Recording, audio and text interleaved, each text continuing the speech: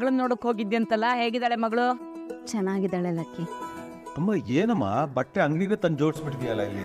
ಬಟ್ಟೆ ಅಂಗಡಿನ ಎಲ್ರಿಗೂ 2 ಜೊತೆ ಬಟ್ಟೆ ಇದೆ ಅಷ್ಟೇ. ಅಲ್ಲಮ್ಮ, ಇದಕ್ಕೆಲ್ಲ 1000 ರೂಪಾಯಿ ಆಗುತ್ತೆ. ಯಾಕೆ ಇಷ್ಟೆಲ್ಲ ಖರ್ಚು ಮಾಡಕ್ ಹೋದ್ರಿ ನೀವು? ನಾನೆಲ್ಲೇ ಖರ್ಚು ಮಾಡಿದೆ? ಬೇಡ ಬೇಡ ಅಂದ್ರು ಇದಕ್ಕೆಲ್ಲ ದುಡ್ಡು ಕೊಟ್ಟಿದ್ದು ನಿನ್ ಮುದ್ದಿನ ಸೊಸೆ.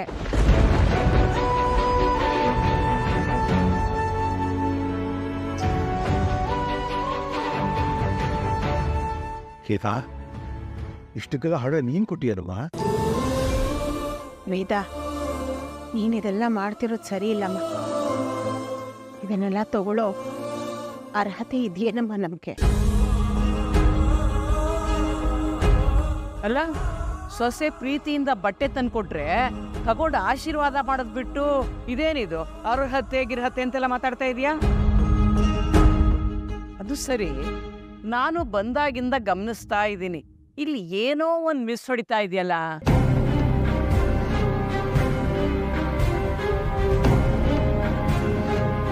ನಿಮ್ಮನ್ನೆಲ್ಲ ನೋಡ್ತಾ ಇದ್ರೆ ನೀವು ನನ್ನ ಮನೆಯವರು ಅಂತ ಅನ್ನಿಸ್ತಾ ಇಲ್ಲ ನನಗಿವತ್ತು.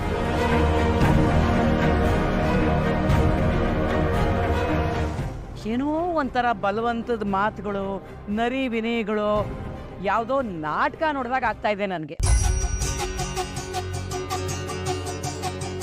ನನ್ನಿಂದ ನೀವು ಯಾವುದೋ ದೊಡ್ಡ ವಿಷಯನೇ ಮುಚ್ಚಿಟ್ಟಿದ್ದೀರ. ಹೇಳಿ, ಯಾವುದದು? ಜಗ್ಗ, ಅಮ್ಮ, ಅಮ್ಮನಿಗೆ ಮೋಸ ಮಾಡ್ತಾ ಇದೀಯಾ? ಇಲ್ಲಮ್ಮ. ನನ್ನ ಮಗ ಯಾವತ್ತೂ ತಲೆ ತೆಗ್ಸಿ ಮಾತಾಡೋನಲ್ಲ, ಮಾತಾಡುವಾಗ ತಡಬರ್ಸೋನಲ್ಲ. ಯಾಕೆಂದ್ರೆ ಅವನು ಸತ್ಯವಂತ. ಸಮಸ್ಯೆ ಇದೆ ಅಂತ ಆಯ್ತು. ಏನ್ ಜಯ ಅದು? ಅಮ್ಮ, ಅದು ಕೈಕಾಲ್ ನಡುಗ್ತಾ ಇದೆ, ಬಾಯಿ ತೊದಲ್ತಾ ಇದೆ. ಅಸ್ಲಿ ಏನ್ ವಿಷಯ ನಡೀತಾ ಇದೆ ಇಲ್ಲಿ?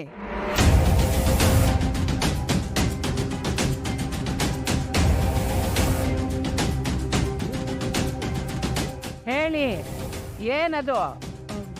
ಲಕ್ಕಿ, ಮನೆ ಸುಟ್ಟು ಹೋದಾಗಿಂದ ಎಲ್ಲರೂ ತುಂಬ ಅಪ್ಸೆಟ್ ಆಗಿದ್ದಾರೆ. ಇಂಥ ಟೈಮಲ್ಲಿ ನೀವು ಇಲ್ದಿರೋದನ್ನೆಲ್ಲ ಊಹೆ ಮಾಡ್ಕೊಂಡು ಪ್ರಶ್ನೆ ಕೇಳಿದ್ರೆ ಮೊದಲೇ ನೊಂದಿರೋ ಜೀವಗಳು ಇನ್ನಷ್ಟು ನೋವಾಗಲ್ವಾ? ವೇದ ಡಾರ್ಲಿಂಗ್, ಎಳಸ್ ಯಾವುದು ಬಲ್ತಿರೋದು ಯಾವುದು ಅಂತ ಕಣ್ಣಲ್ಲೇ ನೋಡಿ ಹೇಳುವಂತೋಳು ನಾನು. ನನ್ನ ಹತ್ರ ಈ ಜಿಂಗ್ಚಕ್ ಮಾತುಗಳೆಲ್ಲ ಬೇಡ. ಸರಿ, ಇವರೆಲ್ಲ ಯಾಕೆ ಹೆದರ್ಕೋತಿದ್ದಾರೆ ಅನ್ನೋ ಸತ್ಯನ ನಾನು ಹೇಳ.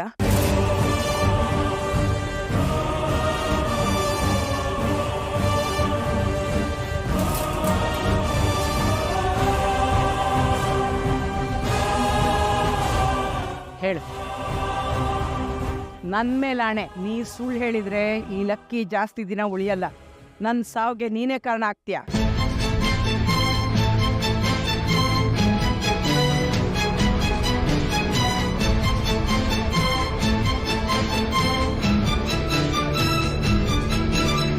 ಅಮ್ಮ, ಅಪ್ಶಕ್ನ ಮಾತಾಡ್ಬೇಡಿಮ್ಮ. ಎಲ್ಲ ಸೈಲೆಂಟಾಗಿ ನಿಂತ್ಕೊಳ್ಳಿ.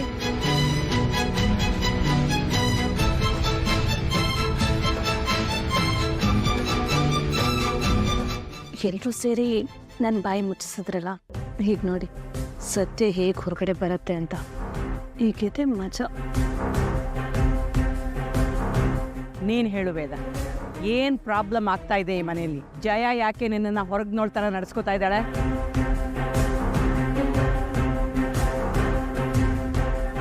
ಮುಚ್ಚಿಟ್ಟಿರೋ ಅಷ್ಟು ಸತ್ಯಗಳು ಹೊರಗೆ ಬರ್ಬೇಕೀಗ, ಇಲ್ಲಾಂದ್ರೆ ಹೇಳ್ತೀನಿ. ಮಾವ, ನಿಮಗೆ ನನ್ನ ಬಗ್ಗೆ ಏನು ಅಭಿಪ್ರಾಯ ಇದೆ? ತುಂಬ ಮನಸ್ಸಿಂದ ಹೇಳ್ತಾ ಇದ್ದೀನಮ್ಮ.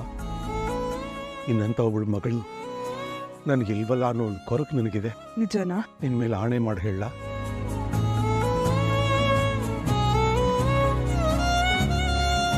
ಈ ಮಗಳಿಂದ ನಿಮಗೊಂದು ಸಣ್ಣ ಗಿಫ್ಟ್.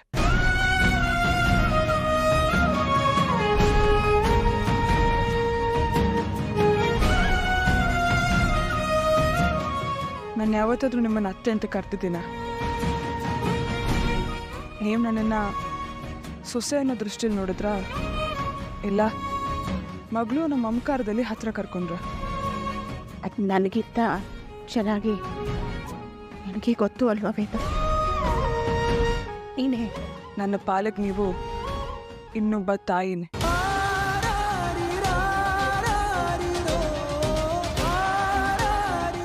ಮಕ್ಕಳು ಅಮ್ಮನಿಗೆ ಬಟ್ಟೆ ಕೊಡಿಸಿದ್ರೆ ಅದು ಕರ್ತವ್ಯ ಆಗಲ್ಲ, ಹಕ್ಕು ಅಂತ ಅನ್ಸ್ಕೊಂಡು ತಗೊಳ್ಳಿ.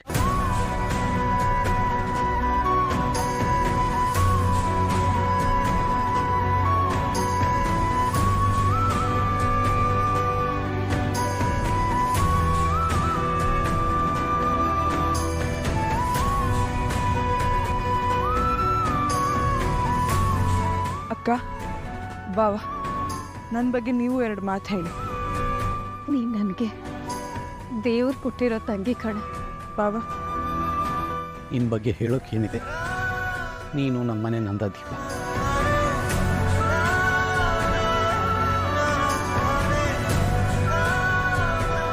ತಗೊಳ್ಳಿ.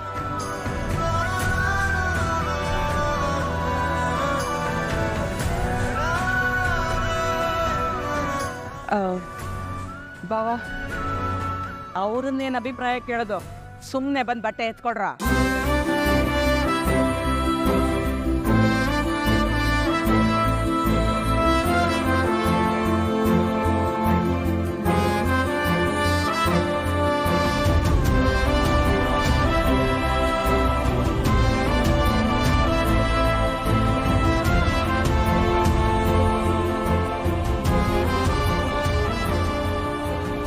ಗುಂಡ, ನೀ ನನ್ನ ಬಗ್ಗೆ 2 ಮಾತು ಹೇಳು.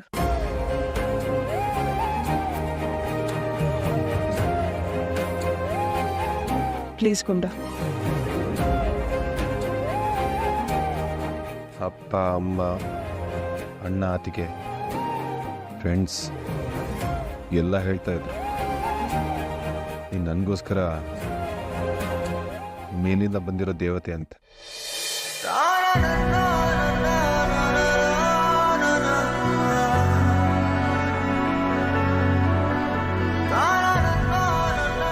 ಮೊದಲು ನಿನ್ನ ಬಗ್ಗೆ ನನಗೆ ಯಾವ ಫೀಲಿಂಗ್ಸು ಇರಲಿಲ್ಲ,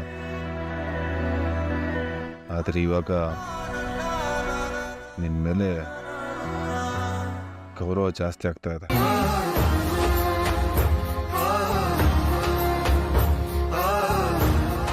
ಗುಂಡ, ತಗೋ. ನಾನು ತುಂಬ ಇಷ್ಟಪಟ್ಟು ತಂದಿರೋದು. ನಿನಗೆ ಯಾವತ್ತಾದ್ರೂ ವಿಶೇಷವಾದ ದಿನ ಇರುತ್ತಲ್ಲ, ಅವತ್ತು ಹಾಕೋದನ್ನು.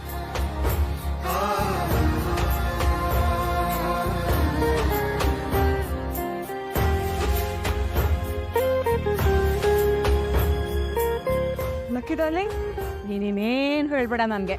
ನಂದೆಲ್ಲ ಅನುಮಾನ ಪರಿಹಾರ ಆಗೋಯ್ತು.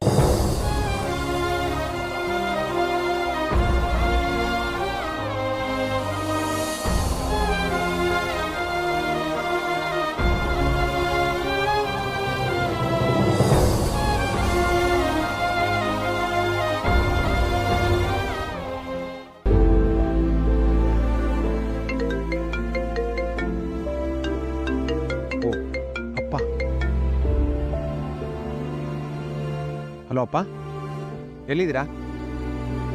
ಓ, ವಾಪಸ್ ಬರ್ತಾ ಇದ್ದೀರಾ? ಬರೋಕ್ಕೇನು ಎಷ್ಟೊತ್ತಾಗತ್ತಪ್ಪ? ಏನಿಲ್ಲ, ಸುಮ್ಮನೆ ಹಾಗೆ ಇನ್ಫಾರ್ಮೇಷನ್ಗೋಸ್ಕರ ಕೇಳಿದೆ ಅಷ್ಟೇ. No problem, no problem. 2 ಅವರ್ಸಾ? ಹಾಂ. ಅಮ್ಮ, ಇನ್ನು 2 ಅವರಲ್ಲಿ ಅಪ್ಪ ಇಲ್ಲಿರ್ತಾರೆ. ವೇದ ಎಲ್ಲಿ ಅಂತ ಕೇಳಿದ್ರೆ ಏನು ಹೇಳೋದು? ಅಜ್ಜಿಗೆ ಹೇಳ್ದಾಗೆ ಆಸ್ಟ್ರೇಲಿಯಾ ಫ್ರೆಂಡ್ ಕತೆ ಹೇಳೋಣವಾ? ಅಮ್ಮ, ಅಪ್ಪ ಲಾಯರ್, ಪ್ರಶ್ನೆ ಮೇಲೆ ಪ್ರಶ್ನೆ ಕೇಳಿ ಉತ್ತರ ನಮ್ಮ ಬಾಯಿಂದಾನೆ ತರಿಸ್ತಾರೆ. ಮತ್ತಿನ್ನೇನು ಮಾಡೋದು ಲೋಕಿ? ಅವ್ರಿಗೆ ಫೋನ್ ಮಾಡಿ ವೇದನ ಬೇಗ ಕಳಿಸ್ಕೊಡಕ್ಕೆ ಹೇಳಿ. ಇಲ್ಲ ಅಂದರೆ ಯಾರಿಗೋ ಒಳ್ಳೇದು ಮಾಡಕ್ಕೆ ಹೋಗಿ ನಾವು ತಗಲಾಕೋಬೇಕಾಗತ್ತೆ. ಸರಿ.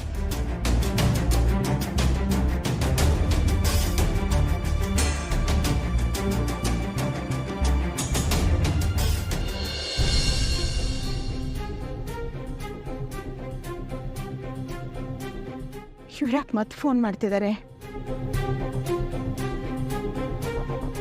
ಹೇಳಿ ಅಂಬುಜಾ ಅವರೇ. ಜಯ ಅವರೇ, ನಮ್ಮ ಯಜಮಾನ್ರು ಫೋನ್ ಮಾಡಿದ್ರು. ಅವ್ರು ಬೆಂಗಳೂರಿಂದ ಹೊರಟ್ಬಿಟ್ಟಿದ್ದಾರಂತೆ.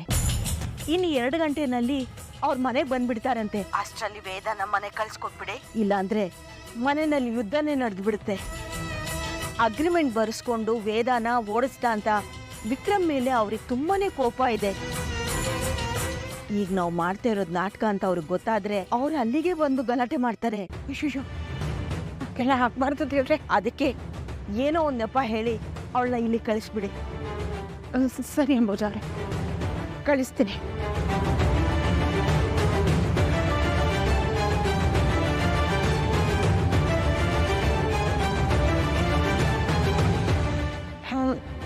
ರೇ, ಸತ್ಯಮೂರ್ತಿಗಳು ಇಲ್ಲಿಗೆ ಬಂದ್ರೆ ರಾಧಾ ಅಂತ ಆಗ್ಬಿಡುತ್ತೆ ಜಯ. ಆ ಮನುಷ್ಯನ ಕೋಪ ಬಂದ್ರೆ ಹೇಗೆಲ್ಲ ಮಾತಾಡ್ತಾರೆ. ವೇದ ಈ ಮೊದಲನೇ ಸಲ ಬಂದಾಗ ಹೇಗೆ ಮಾತಾಡಿದ್ರು ನೋಡಿದ್ಯಲ್ಲ. ಸತ್ಯಮೂರ್ತಿಗಳು ಏನ್ ಬೇಕಾದ್ರೂ ಮಾತಾಡ್ಲಿರಿ, ಅಮ್ಮನಿಗೆ ಸತ್ಯ ಗೊತ್ತಾದ್ರೆ ಕೆಂಡು ಮಂಡ್ಲ ಆಗ್ಬಿಡ್ತಾರೆ. ನಮ್ಮನೇನು ಸುಮ್ಮನೆ ಬಿಡ್ತಾರ? ಅಯ್ಯೋ ಬೇಡ ರೀ, ಇದನ್ನ ಹೇಗಾದ್ರೂ ಮಾಡಿ ನಾವು ತಡಿಬೇಕು. ಅದೇ ಹೇಗೆ? ಅಲ್ಲ, ಅಮ್ಮನ ನೋಡಿದ್ರೆ ಈಗಲೇ ಖುಷಿಯಿಂದ ಮನೆಯೆಲ್ಲ ಓಡಾಡ್ತಿದ್ದಾರೆ. ಅವ್ರಿಗೆ ಹೋಗಿ ಏನಮ್ಮ ಇನ್ನೂ ಹೊರಟಿಲ್ವಾ ನಡಿ ಅಂತ ಹೇಳಕ್ಕಾಗತ್ತಾ? ಅವ್ರು ಹೋಗೋ ತನಕ ವೇದನ ಮನೆ ಕಳಿಸೋ ಹಾಗಿಲ್ಲ. ಈಗಲೇ ಅವ್ರಿಗೆ ಇಲ್ಲದ ಅನುಮಾನಗಳು. ಪಾಪ ಆ ಮಗು ಹೇಗೋ ನಮ್ಮನ್ನ ಸಂಕಷ್ಟದಿಂದ ಕಾಪಾಡಿದ್ಲು. ಹೌದು ರೀ, ಅಮ್ಮ ವೇದನ ಹತ್ರ ತಲೆ ಮೇಲೆ ಆಣೆ ಇಡಿಸ್ಕೊಂಡಾಗ ನನಗಂತೂ ಕೈ ಕಾಲೇ ಬಿದ್ದೋಗಿತ್ತು. ಪಾಪ ರೀ ಅಮ್ಮಗೂ ತನ್ನ ಬುದ್ಧಿವಂತಿಕೆಯಿಂದ ನಮ್ಮನ್ನ ದಡ ಸೇರಿಸಿದ್ಲು. ಏನು ಮಾಡೋದು? ಅಲ್ಲ ರೀ, ಅಂಬುಜ ಅವರು ಮತ್ತೆ ಹುಷಾರ್ ತಪ್ಪಿದ್ರು ಅಂತ ಹೇಳಿ ಕಳಿಸಿದ್ರೆ. ಓ ಹೌದಾ? ನಾನು ನೋಡೋದಕ್ಕೆ ಬರ್ತೀನಿ ಅಂತ ಅವಳ ಜೊತೆ ಹೊರಟು ಬಿಟ್ರೆ? ಓ ಹೌದು ರೀ, ಯಾವ ದಿಕ್ಕಿನಲ್ಲಿ ಯೋಚನೆ ಮಾಡಿದ್ರು ನಮಗೆ ಓದೇ ಬೀಳೋ ಥರ ಇದೆ. ಜಯ, ಅಡುಗೆ ರೆಡಿಯಾಗಿದೆಯಾ? ರೀ ಸರಿ, ಮೊದಲು ಊಟ ಮಾಡಿಬಿಡೋಣ. ಅಷ್ಟರೊಳಗೆ ಇಬ್ಬರಿಗೆ ಏನಾದರೂ ಒಂದು ಐಡಿಯಾ ಬರ್ಬೋದು. ಈ ಥರ ಗಾಬರಿ ಇಲ್ಲಿದ್ದರೆ ಆಲೋಚನೆಗಳು ಬರಲ್ಲ. ನಡಿ ಬಾ.